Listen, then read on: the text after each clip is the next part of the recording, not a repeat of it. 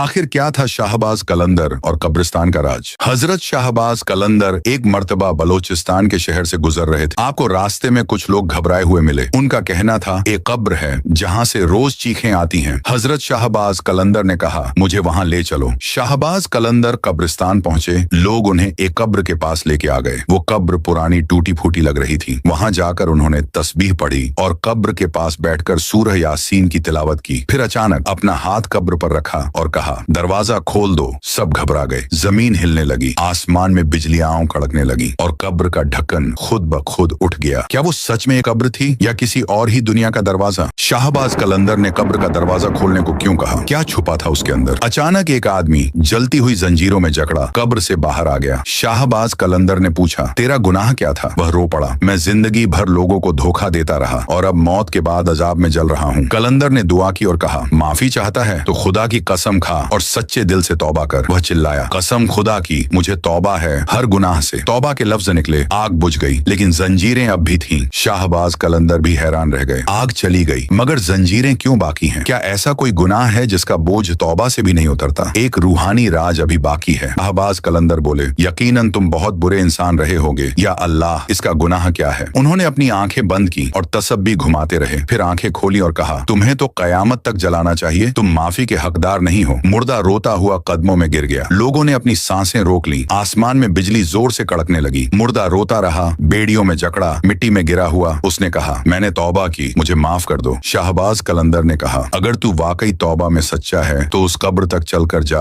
और माफी मांग। आखिर किसकी थी वो कब्र? शाहबाज कलंदर ने कहा अगर तू वाकई तौबा में सच्चा है तो उस कब्र तक चलकर जा जहाँ वो माँ दफन है जिसे तूने जिंदगी भर जलील किया था। जमीन फिर से हिली। कब्र के अंदर से एक पुरानी टूटी हुई कब्र सामने आई। रोता हुआ, घिसटता हुआ वो उस कब्र तक गया और चीख कर बोला माँ मुझे माफ कर दो, मुझे अपना बेटा कह दो एक बार। और आवाज आई मेरे बेटे क्या अब तू सच में बदल गया है? अचानक आसमान से एक रोशनी उतरी, बेड़ियां टूट गईं और कब्र से एक रूह निकली, नूरानी।